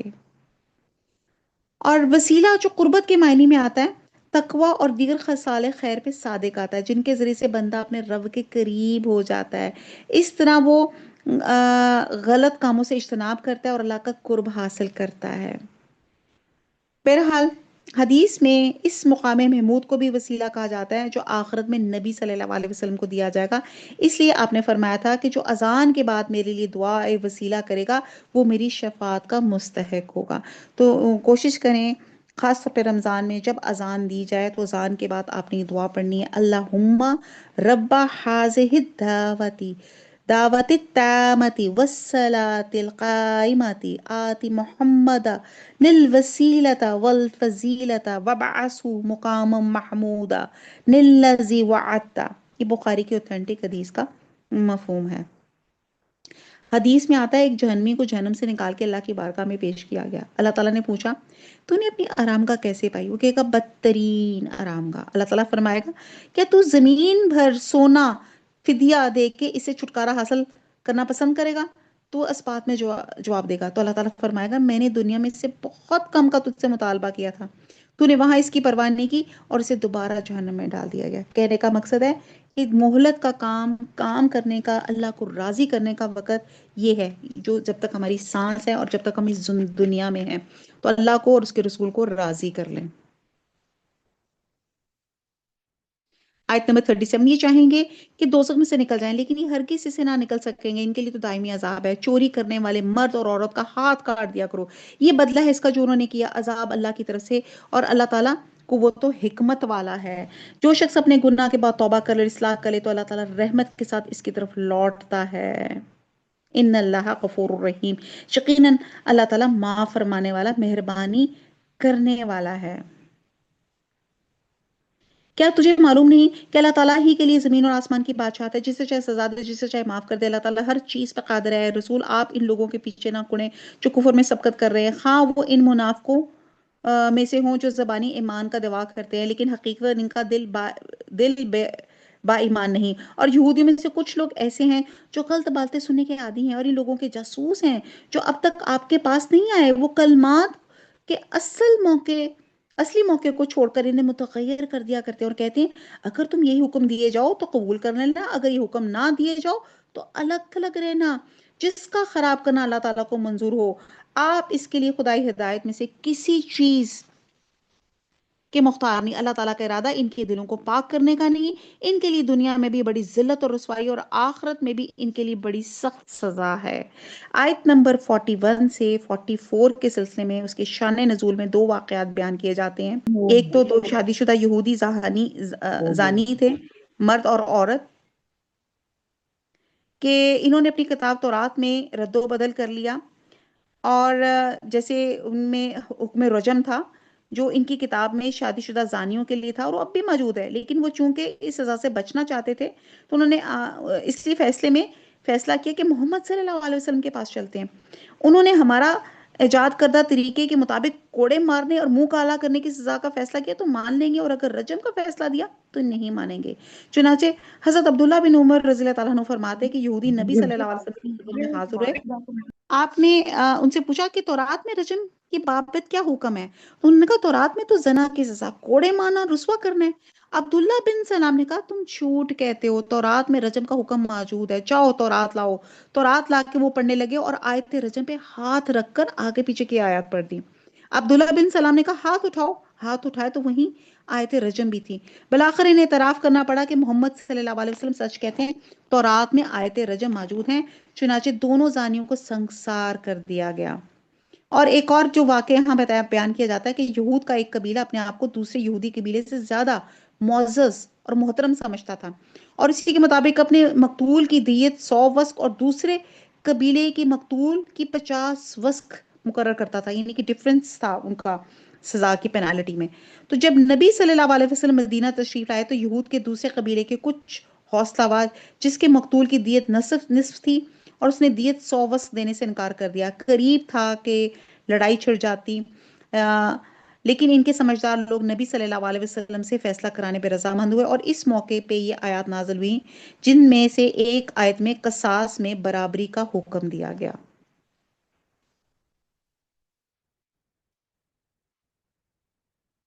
आयत नंबर 42, ये कान लगा लगा कर छूट के सुनने वाले हैं और जी भर भर कर हराम के खाने वाले, अगर ये तुम्हारे पास आए तो तुम्हें इख्तियार है, खा इनके आपस का फैसला करो, खा इनको टाल दो। अगर तुम इनसे मुंह भी फेरोगे तो भी ये तुमको हरगिज कोई जर नहीं पहुंचा सकते। अगर तुम फैसला करो तो इनमें अदल इंसाफ के साथ फैसला करो, यकीनन अदल वालों عدل والوں کے ساتھ اللہ محبت رکھتا ہے۔ تعجب کی بات ہے کہ وہ کیسے اپنے پاس تورات ہوتے ہوئے جس میں احکام الہی ہیں تم کو منصف بناتے ہیں، پھر اس کے بعد بھی پھر جاتے ہیں۔ دراصل یہ ایمان و یقین والے ہی نہیں، ہم نے تورات نازل فرمائی جس میں ہدایت و نور ہے۔ یہودیوں میں اس تورات کے ساتھ اللہ تعالیٰ کے ماننے والے انبیاء علیہ السلام اور اہل اللہ اور علماء فیصلہ کرتے تھے، کیونکہ انہیں اللہ کی اس کتاب کی حفاظت کا حکم دیا گیا تھا اور وہ اس پہ اقراری گواہ تھے۔ اب تمہیں چاہیے کہ لوگوں سے نہ ڈرو، صرف میرا ڈر رکھو، میری آیتوں کو تھوڑے تھوڑے مول پر نہ بیچو۔ جو لوگ اللہ کی اتاری ہوئی وحی کے ساتھ فیصلہ نہ کریں وہ پورے اور پختہ کافر ہیں۔ آیت نمبر 45، ہم نے یہودیوں کے ذمہ تورات میں یہ بات مقرر کر دی ہے کہ جان کے بدلے جان اور آنکھ کے بدلے آنکھ اور ناک کے بدلے ناک اور کان کے بدلے کان اور دانت کے بدلے دانت اور خاص زخموں کا بھی بدلہ ہے۔ پھر جو شخص اس کو معاف کر دے تو اس کے لیے کفارہ ہے، اور جو شخص اللہ کے نازل کیے ہوئے حکم کے مطابق حکم نہ کرے وہی لوگ ظالم ہیں۔ ہم نے ان کے پیچھے عیسیٰ بن مریم، آپ دیکھیں کہ جہاں بھی موسٹلی حضرت عیسیٰ علیہ السلام کا نام ہے ان کو ان کی والدہ کے ساتھ انٹروڈیوس کروایا کہ عیسیٰ بن مریم کو بھیجا جو اپنے سے پہلے کی کتاب یعنی کہ تورات کی تصدیق کرنے والے تھے۔ ہم نے انہیں انجیل عطا فرمائی جس میں نور اور ہدایت تھی، اور وہ اپنے سے پہلے کی کتاب تورات کی تصدیق کرتی تھی۔ وہ سراسر ہدایت و نصیحت تھی پارسا لوگوں کے لیے۔ اور انجیل والوں کو بھی چاہیے کہ اللہ تعالیٰ نے جو کچھ انجیل میں نازل فرمایا اسی کے مطابق حکم کریں، اور جو اللہ تعالیٰ کے نازل کردہ سے ہی حکم نہ کریں وہ بدکار فاسق ہیں۔ ہم نے آپ کی طرف حق کے ساتھ یہ کتاب نازل فرمائی جو اپنے سے اگلی کتابوں کی تصدیق کرنے والی ہے اور ان کی محافظ ہے، اس لیے آپ ان کے آپس کے معاملات میں اسی اللہ کی اتاری ہوئی کتاب کے ساتھ حکم کیجئے، اس حق سے ہٹ کر ان کی خواہشوں کے پیچھے نہ جائیے۔ تم میں سے ہر ایک کے لیے ہم نے ایک دستور اور راہ مقرر کر دی ہے، اگر منظور مولا ہوتا تو تم سب کو ایک ہی مت بتا دیتا، لیکن اس کی چاہت ہے کہ وہ تمہیں دیا ہے اس میں تمہیں آزمائے۔ اس بات کو غور کر لیں کہ جو تمہیں دیا ہے اس میں تمہیں آزمائے۔ اللہ تعالیٰ کے لیے بڑا آسان تھا، اللہ تعالیٰ ہم سب کو ایک امت بنا دیتے، یعنی کہ صراط مستقیم والی امت بنا دیتے، ہدایت والی قوم بنا دیتے، اللہ کے لیے کیا مشکل تھا؟ لیکن اللہ تعالیٰ نے ہمیں ایک جو کہتی ہے نا ٹیمپرری سی تھوڑی سی ایک ہمیں جو اشرف المخلوقات کا ٹائٹل دے کے ہمیں جو ایک مرضی ہمیں ول دی ہے، ارادے کی، اختیار کی، عقل کہ to choose between right and wrong, صرف وہ چھوٹی سی کہ اور اسی پہ انسان جو ہے بڑا ترم خان بنا پھرتا ہے۔ وہ دیا اللہ تعالیٰ چاہتا ہے کہ آزمائے کہ کون اپنی اس مرضی کون اسے نافرمانی میں استعمال کرتا ہے۔ تو اللہ تعالیٰ کی چاہت ہے کہ جو تمہیں دیے اس میں تمہیں آزمائے، تم نیکیوں کی طرف جلدی کرو، تم سب کا رجوع اللہ کی طرف ہے، پھر وہ تمہیں ہر وہ چیز بتا دے گا جس میں تم اختلاف کرتے رہتے ہو۔ آپ ان کے معاملات میں اللہ کی نازل کردہ وحی کے مطابق حکم کیجئے، ان کی خواہشوں کی تابعداری نہ کیجئے، ان سے ہوشیار رہی کہ کہیں آپ کو اللہ کے اتارے ہوئے کسی حکم سے ادھر ادھر نہ کریں۔ اگر یہ لوگ منہ پھیلیں تو یقین کریں اللہ کا ارادہ یہ ہے کہ انہیں ان کے بعد گناہوں کی سزا دے ہی ڈالے، اور اکثر لوگ بے حکم ہی ہوتے ہیں۔ کیا یہ لوگ پھر سے جاہلیت کا فیصلہ چاہتے ہیں؟ یقین رکھنے والوں لوگوں کے لیے اللہ تعالیٰ سے بہتر فیصلے اور ظلم کرنے والا کون ہو سکتا ہے؟ ایمان والو، تم یہود و نصارہ کو دوست نہ بناؤ، یہ تو آپس میں ہی ایک دوسرے کے دوست ہیں۔ تم میں سے جو بھی ان میں سے کسی سے دوستی کرے وہ بے شک انہی میں سے ہے۔ ظالموں کو اللہ تعالیٰ ہرگز راہ راست نہیں دکھاتا۔ آپ دیکھیں گے کہ جن کے دلوں میں بیماری ہے وہ دوڑ دوڑ کر ان میں گھس رہے ہیں اور کہتے ہیں ہمیں خطرہ ہے، ایسا نہ ہو کہ کوئی حادثہ ہم پہ پڑ جائے۔ بہت ممکن ہے اللہ تعالیٰ فتح دے دے، یہ اپنے پاس سے کوئی اور چیز لائے، پھر تو یہ اپنے دلوں میں چھپائی ہوئی باتوں پہ بے طرح نادم ہونے لگے، اور ایماندار کہیں گے کیا یہی وہ لوگ ہیں جو بڑے مبالغے سے اللہ کی قسمیں کھا کھا کر کہتے تھے ہم تمہارے ساتھ ہیں؟ ان کے اعمال غارت ہوئے اور یہ ناکام ہو گئے۔ اے ایمان والو، تم میں سے جو شخص اپنے دین سے پھر جائے تو اللہ تعالیٰ بہت جلد ایسی قوم کو لائے گا جو اللہ کی محبوب ہوگی اور وہ بھی اللہ سے محبت رکھتی ہوگی۔ اب یہاں پہ مرتدین کے مقابلے میں جس قوم کو اللہ تعالیٰ کھڑے کرے گا اس کی یہاں پہ 4 نمایاں صفات بیان کی گئی۔ نمبر 1، اللہ سے محبت کرنا اور اس کا محبوب ہونا۔ نمبر 2، اہل ایمان کے لیے نرم اور کفار پہ سخت ہونا۔ نمبر 3، اللہ کی راہ میں جہاد کرنا۔ اور نمبر 4، اللہ کے بارے میں کسی کی ملامت سے نہ ڈرنا۔ اور صحابہ کرام جو تھے ان صفات اور خوبیوں کے مظہر تھے، اسی لیے اللہ تعالیٰ نے ان کو دنیا میں ہی اپنی رضامندی کی سرٹیفکیٹ ان کو دے دیا، رضی اللہ عنہ۔ وہ نرم دل ہوں گے مسلمانوں پر، اور سخت اور تیز ہوں گے کفار پہ، اللہ کی راہ میں جہاد کریں گے اور کسی ملامت کرنے والے کی ملامت کی پرواہ بھی نہ کریں گے۔ یہ اللہ تعالیٰ کا فضل جسے چاہے دے۔ اللہ تعالیٰ بڑی وسعت والا اور زبردست علم والا ہے۔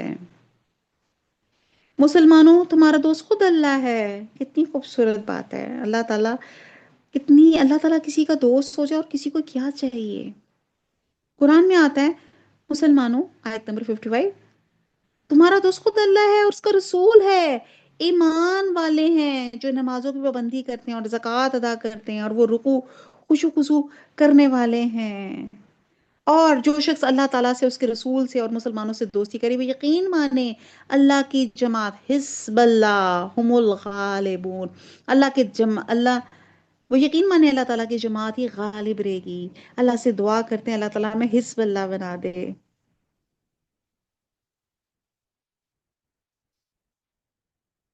سورہ مجادلہ میں آتا ہے کہ تم اللہ اور یوم آخرت ایمان رکھنے والوں کو ایسا نہیں پاؤ گے کہ وہ ایسے لوگوں سے محبت رکھیں جو اللہ اور اس کے رسول کے دشمن ہوں، چاہے وہ ان کے باپ ہوں، ان کے بیٹے ہوں، ان کے بھائی ہوں، یا ان کے خاندان اور قبیلے کے لوگ ہوں۔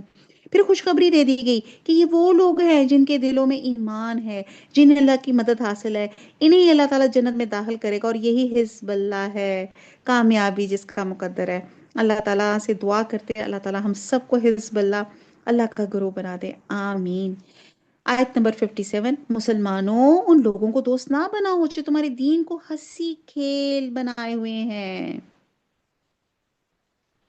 اب یہ دیکھیں، ہنسی کھیل بنائے ہوئے ہیں، ہم لوگوں نے دین پہ کتنے کتنے کیسے کیسے لطیفے بنا دیے ہیں۔ کبھی آپ نے غور کیا ہے جتنی چیزیں ہم مسلمان اپنے نعوذ باللہ اپنے ہی دین کو ہم نے ایک، جس کو کہتے ہیں نا، ایک مذاق کی چیز بنا دیا، موک کرتے ہیں۔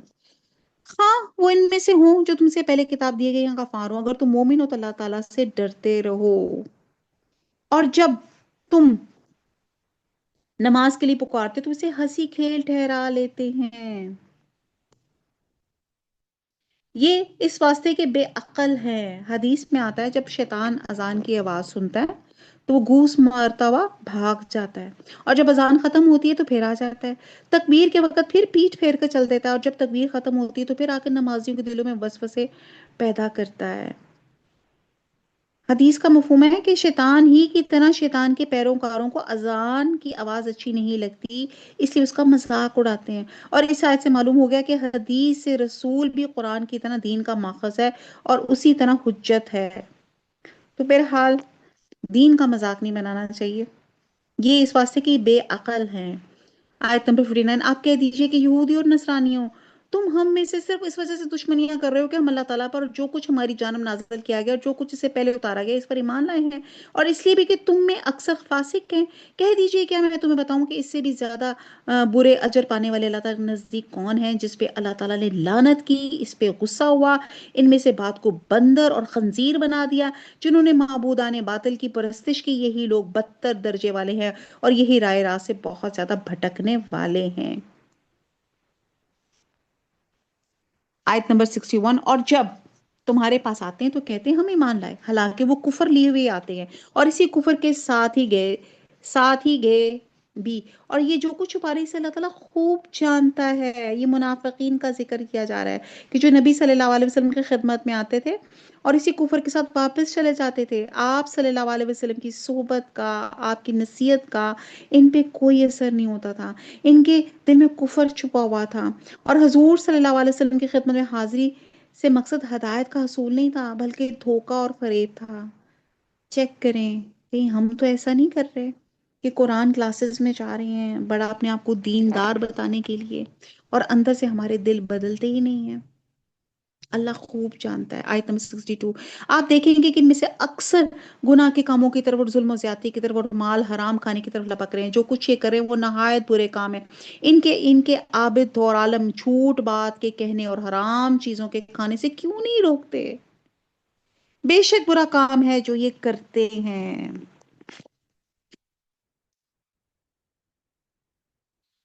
اب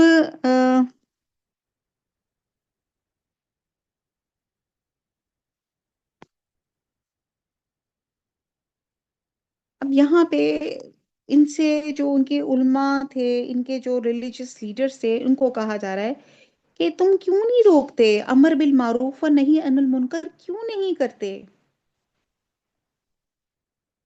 آیت نمبر 64، اور یہودیوں نے کہا اللہ تعالیٰ کے ہاتھ بندھے ہوئے ہیں، نعوذ باللہ، انہی کے ہاتھ بندھے ہوئے ہیں، ان کے اس کال کی وجہ سے ان پہ لعنت کی گئی، بلکہ اللہ تعالیٰ کے دونوں ہاتھ کھلے ہوئے ہیں، جس طرح چاہتا ہے خرچ کرتا ہے، اور جو کچھ تیری طرف تیرے رب کی جانب سے اتارا جاتا ہے وہ ان میں سے اکثر کو تو سرکشی اور کفر میں بڑھا دیتا ہے، اور ہم نے ان میں آپس میں ہی قیامت تک کے لیے عداوت اور بغض ڈال دیا ہے، جب کبھی لڑائی کی آگ کو بھڑکانا چاہتے ہیں تو اللہ تعالیٰ اسے بجھا دیتا ہے، یہ ملک بھر میں شر و فساد مچاتے پھرتے ہیں، اور اللہ تعالیٰ فسادیوں سے محبت نہیں کرتا۔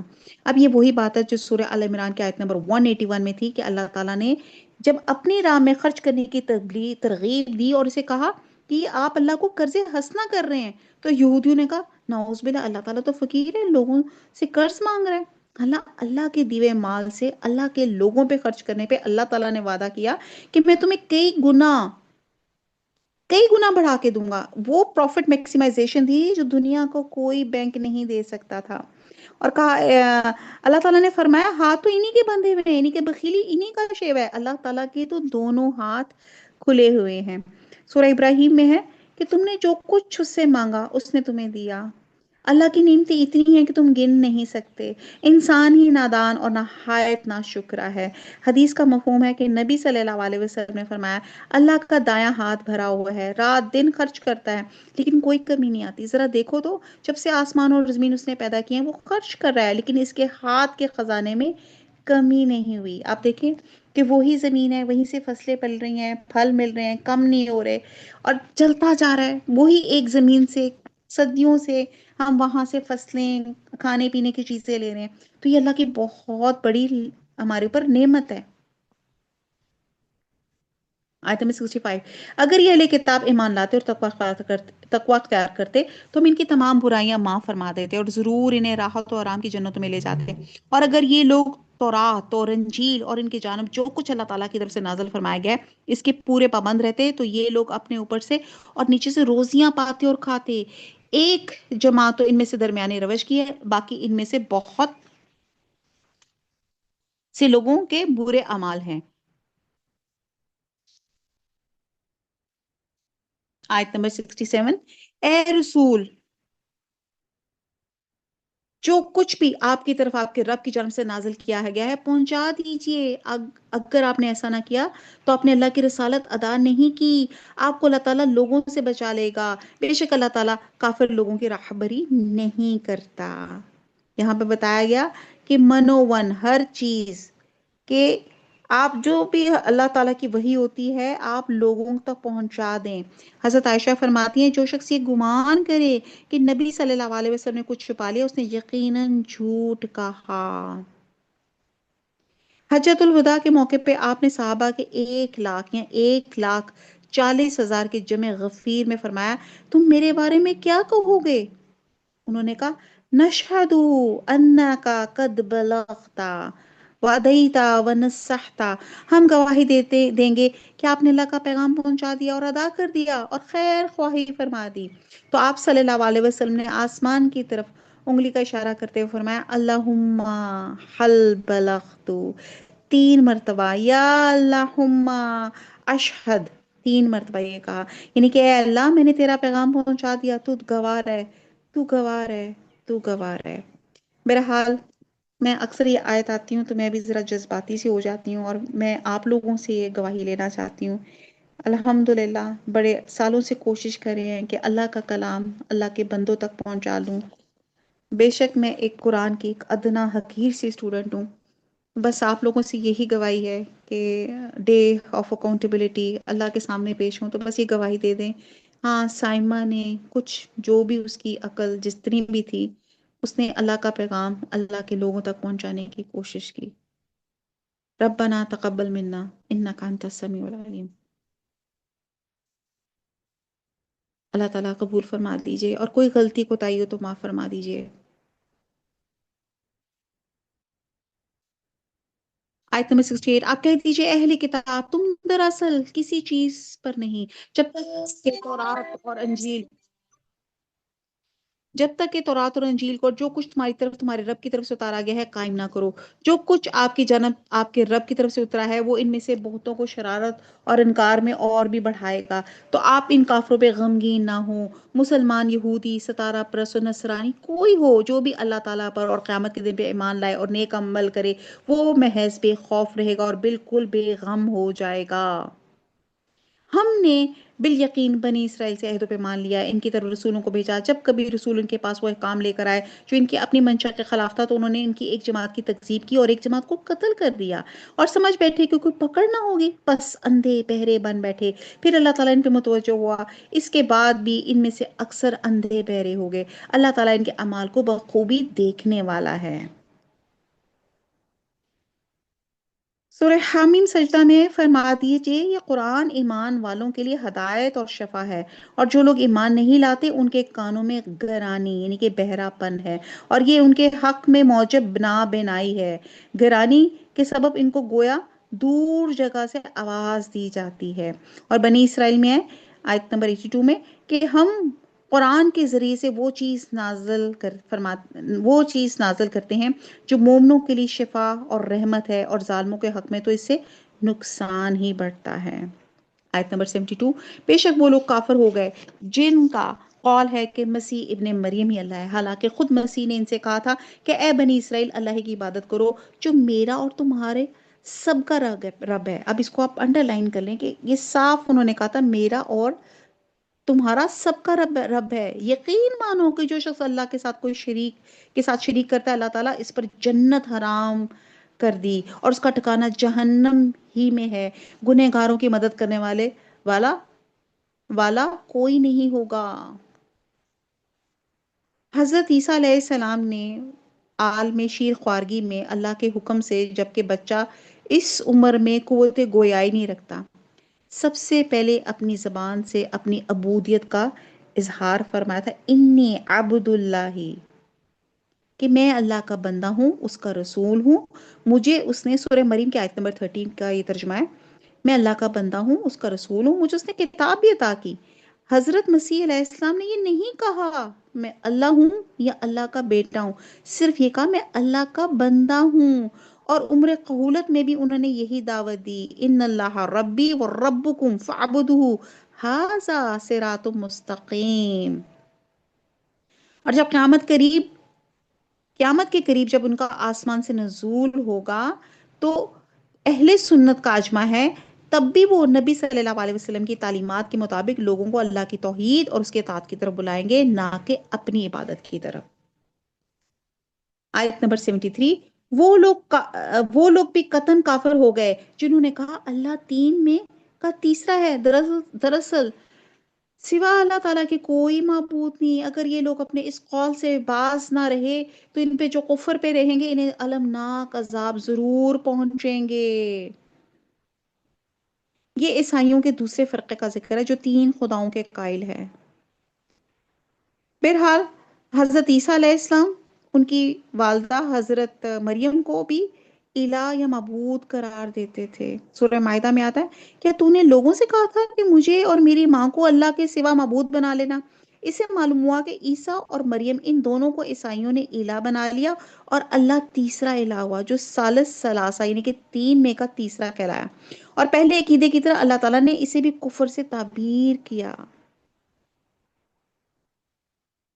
آیت نمبر 74، یہ لوگ کیوں اللہ تعالیٰ کی طرف نہیں جھکتے اور کیوں استغفار نہیں کرتے؟ اللہ تعالیٰ تو بہت ہی بخشنے والا، بڑا ہی مہربان ہے۔ مسیح ابن مریم سوا پیغمبر ہونے کے اور کچھ بھی نہیں، اس سے پہلے بھی بہت سے پیغمبر ہو چکے ہیں، ان کی اور اس کی والدہ ایک راست بات عورت تھیں، دونوں ماں بیٹے کھانا کھایا کرتے تھے۔ آپ دیکھیں کس طرح ہم نے ان کے سامنے دلیلیں رکھتے ہیں، پھر غور کیجئے کس طرح وہ پھرے جاتے ہیں، یعنی کہ کیوں کہا جا رہا وہ کھاتے پیتے تھے اور وہ یہ تھے۔ یہاں بتایا جا رہا ہے کہ اللہ سبحانہ تعالیٰ، جیسے ہم نے انٹروڈکشن پڑھا تھا آیت الکرسی میں، لا الہ الا وحدہ لا شریک لہ یعنی کہ یہ تو خیر آگے آیت الکرسی میں بھی اللہ تعالیٰ کا جو انٹروڈکشن تھا کہ حیو یا قیوم ہے، وہ ذات ہے جہاں اسے اونگ آتی ہے نہ نیند آتی ہے، یعنی کہ اللہ تعالیٰ خالق ہیں، اللہ تعالیٰ کو حاجت نہیں نہ سونے کی نہ کھانے کی۔ جو انسان ہے وہی کھاتا پیتا ہے، وہی چلتا پھرتا ہے بازاروں میں، اور آپ یہ دیکھیں تو یہاں پہ اللہ تعالیٰ بڑی دلیل سے بیان کر رہے ہیں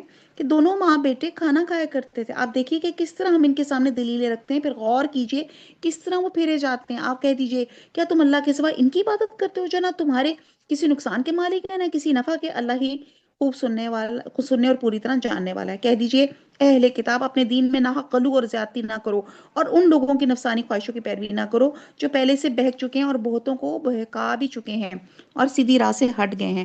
بنی اسرائیل کے کافروں پہ حضرت داؤد علیہ السلام، حضرت عیسیٰ بن مریم کی زبانی لعنت کی گئی اس وجہ سے کہ وہ نافرمانیاں کرتے تھے اور حد سے آگے بڑھ جاتے تھے.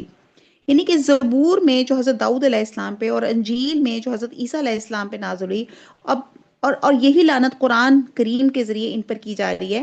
اور حضرت محمد جو حضور صلی اللہ علیہ وسلم پہ نازل ہوا، اور لعنت کا مطلب ہوتا ہے اللہ کی رحمت اور خیر سے دوری. اور لعنت کی وجہ کیا تھی، اسباب کیا تھے؟ یعنی کہ واجبات کا ترک اور محرمات کا ارتکاب کرنا. انہوں نے اللہ کی نافرمانی کی. پھر دوسرا ان کا کیا کہ دین میں غلو اور بدعت ایجاد کر کے انہوں نے حد سے تجاوز کیا.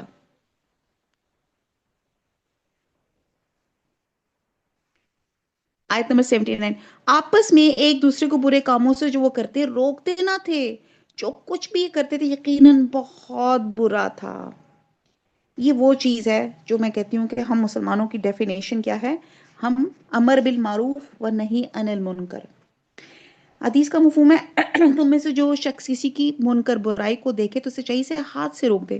اگر اس کی طاقت نہ ہو تو زبان سے روکے. اگر اس کی بھی طاقت نہ ہو تو دل میں سے برا سمجھے. یہ ایمان کا کمزور ترین درجہ ہے. ایک اور حدیث کا مفہوم ہے یقیناً اللہ تعالیٰ خاص لوگوں کے عمل گناہوں کی وجہ سے عام لوگوں کو عذاب نہیں دیتا، یہاں تک کہ جب عام لوگوں کا حال یہ ہو جائے کہ وہ برائی کو اپنے درمیان میں ہوتے دیکھیں اور اس پر نکیر کرنے کے قادر ہوں لیکن اسے نشانہ تنقید نہ بنائے.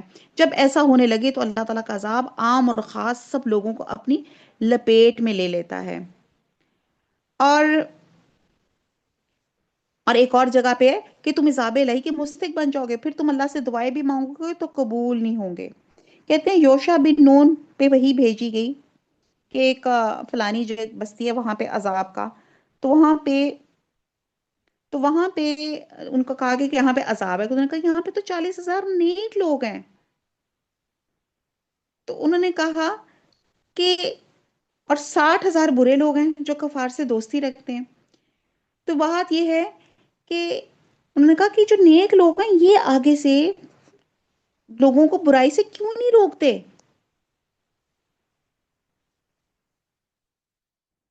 اور اس حقیقت کو نبی صلی اللہ علیہ وسلم نے ایک بڑی پیاری اگزامپل سے اللہ تعالیٰ بیان فرمایا.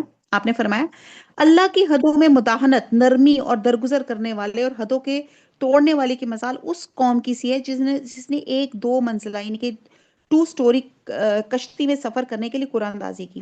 بعد کے حصے میں بلائی منزل آئی اور بعد کے حصے میں نچلی منزل آئی. نچلی منزل والے پانی لینے کے لیے بلائی منزل پہ آتے اور بالا نشینیوں کے پاس سے گزرتے وہ تکلیف محسوس کرتے. چنانچہ نچلی منزل والوں نے کولہاڑا پکڑ کے کشتی میں سوراخ کرنا شروع کر دیا تاکہ نیچے سے ہی پانی لے لے اور اوپر جانے کی ضرورت نہ پیش آئے. سوراخ کرنے کی آواز سن کر اوپر والے آئے اور پوچھا تم کیا کر رہے ہو؟ انہوں نے کہا ہم پانی لینے اوپر جاتے ہیں اور تم ناگواری محسوس کرتے ہو. چنانچہ ہم نیچے سے سوراخ کرنے لگے کیونکہ پانی کے بغیر تو چارہ نہیں.